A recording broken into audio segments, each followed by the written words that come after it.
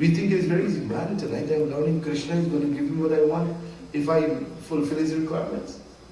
Last night I told you, Man mana bhav mad bhakto madhyaji mam namashkuru. In the closing of the Gita, chapter 18, verse 65, as Lord Krishna is wrapping up this discussion with Arjuna, he says, Arjuna, the easiest solution to all the problems of the world and the fastest method to come to me is, number one, he gives 4 choices.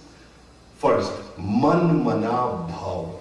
He says, look, think of me all the time. There must be no split second when you forget me. Man mana bhav. But Lord Krishna knows now how many of us can remember him all the time. When some of us see good food, you forget you were picnic. What about God? So this material world attracts us so much that we're forgetting priorities in life. So Lord knows that that is virtually impossible. Man mana bhav. He gives a second alternative. He says, look, if you can't remember me all the time, then mad bhakto, be a devotee of mine.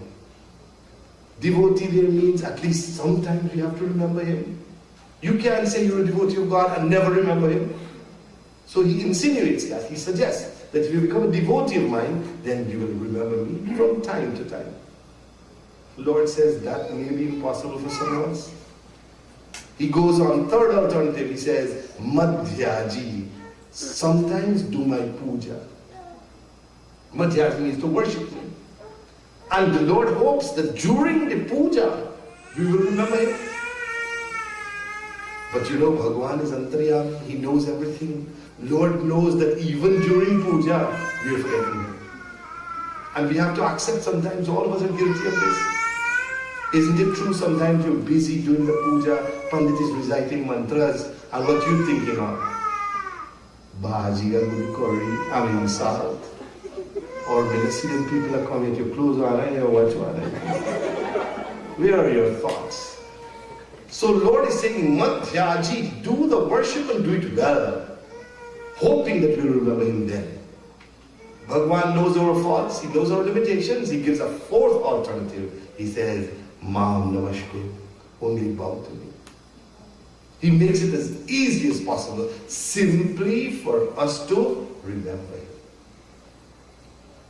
So these are the dictates, these are the expectations Lord wants us to fulfill for him. And if we do, then yoga kshemam vahamyaham. I promise you that I'll give you everything. It is like, a child going to school, college, fulfills all the requirements of the professor. The professor has no alternative but to grant full mark to that child. So long as the devotee does what the Lord asks, Lord has no alternative. He can't turn back. Lord can't say, okay, you know what? I wouldn't give this full reward. Lord will never do that. It becomes mandatory that we get what we want because we fulfill the requirements. Yoga kshemam vahamyaham. So chapter 9 verse 22, Lord is making it very clear. So don't bother anymore. Remember, most of you at the beginning of the katha says, we should not ask for anything. At this point of the katha, we're learning, Lord says, ask for everything. Ask. Who else will we ask? Everyone else you ask to think they will turn you down. Bhagavan is saying, ask me for anything. All we have to do is to be qualified to receive. So what we find, my dear brothers and sisters, all our conflicts, our contests, our struggles, our sorrows fall in 2 categories. Number 1 is struggle to gain. We want things and we struggle. There are a lot of conflicts in this process. We become sorrowful, we become painful in getting things. And then when you actually get, another series of pains are experienced in the effort to guard what might have been gotten. And this is stretched across the board. Sometimes you see someone, you want to make friend with that person. And you did very well, you actually become a friend. And then you're always in fear that you're going to lose that friendship. So you got it, but the fear of losing it also comes. And this is our life. When you think of it, everything that brings sorrow to us is based on these things. Wanting, getting, and guarding that which you've gotten. So yoga kshemam, Lord Krishna is saying, I will give you and I will allow you to keep. Now another verse that is of interest and very applicable to this discussion is taken from the Gita again, where the Lord says there are 4 types of devotees who worship me. 4 types. Chaturvidha bhajante mam janah sukritano arjuna arto jigyaso artharthi jnani cha bharatarshabha. Now this is important. Look at these 4 categories of devotees. All of us fall in them, one or the other. First of all, who goes to the Lord? Arthas. That means distressed people. They make offerings only to have a relief from adversities. That is, suddenly you have a pain and you go to the doctors and they can't help you. So you then come to the Lord. And your exact words, oh God, let me feel good again. That is what you say. You are called an artha. Artha means you have an affliction, you have a pain, and you go to the Lord. So you make request of the Lord. Correct?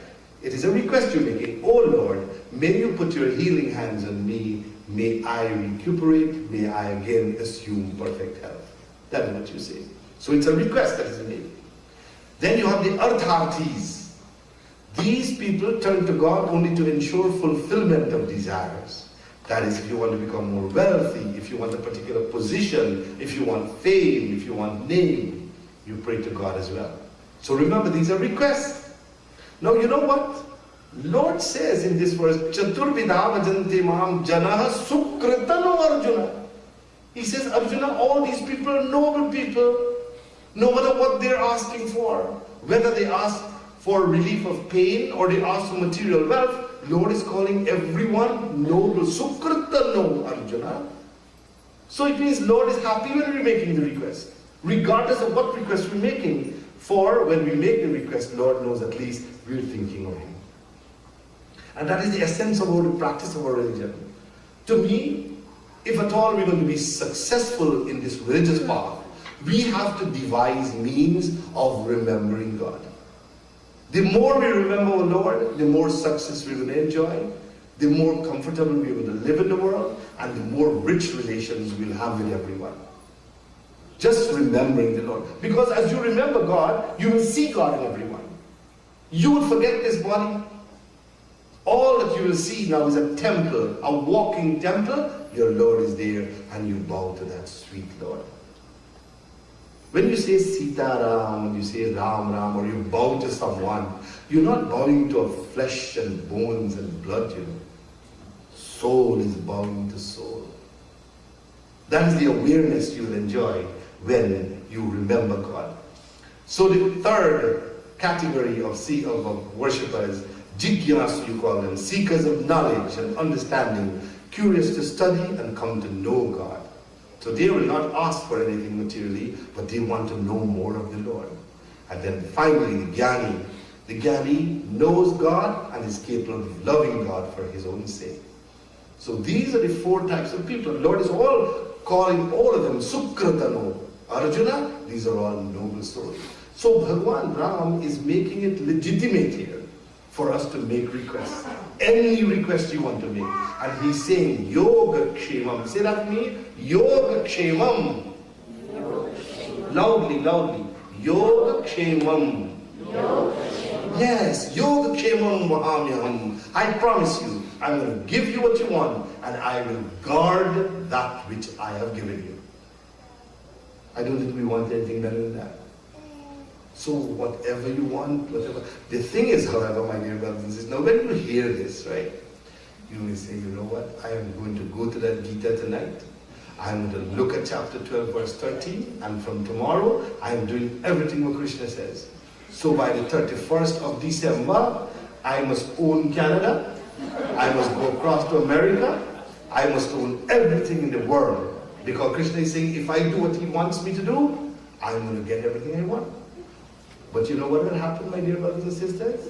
As you begin to do what Krishna wants you to do, you will become more loving to him, you will become more close to him, you will become more connected to him, and no Canada and no America you will want. The desires will be narrow, the numbers will be small. As a matter of fact, the more you serve the Lord this way, the more connected you become to him. And if at that point anyone tells you, I will make you Prime Minister of Canada, you will say, no, I want to be the Dasi of my Krishna. So don't feel that if you do everything the Gita says, you will want these things. Now you will say you want it. Now you will want the Concord, you will want Heathrow Airport, you will want Pearson Airport, all you will want. You want deed for it too. Your name must be on paper. But the minute you fall in love with Krishna and Lord Shiva, these fade into insignificance. So this is what we're working to achieve. Now, let's go back to Hanuman. What did he ask for? He was very hesitant. Hanumanji was cajoled, he was coaxed by the Lord. Tell me, O Hanuman, how can I repay you for these wonderful news that you have brought? And Hanumanji then, hugged and embracing Shri Ram, he made this request. Nath bhagati ati sukhdai, dehu kripa kari anpaye. Nath bhagati ati sukhdai, dehu kripa kari anpaye. Tui prabhu param saral kapivani, evam mastu tam kahu bhavani. Tui prabhu param saral kapivani, evam mastu tam kahu bhavani. Shri Ram Jai Ram, Jai Jai Rama. Shri Ram Jai Ram, Jai Jai Rama. Shri Ram Jai Ram, Jai Jai Rama. Shri Ram Jai Ram, Jai Jai Rama. Nath bhagati ati sukhdai, dehu kripa kari anpaye. Nath bhagati ati sukhdai, dehu kripa kari anpaye. Tui prabhu param sakal kapivani, evam mastu tam kahu bhavani. Tui prabhu param sakal kapivani, evam mastu tam kahu bhavani. Shri Ram Jai Ram, Jai Jai Rama. Shri Ram Jai Ram, Jai Jai Rama. Shri Ram Jai Ram, Jai Jai Rama. Shri Ram Jai Ram, Jai Jai Rama. What did he ask for, my dear friends? He didn't ask for the whole of India. He didn't ask for possession of the world. Nath. Nath is a very powerful word to begin your prayer. Nath means you have no one else in the world, only this person to take care of you. That is Nath. The person who takes full care of you is Nath.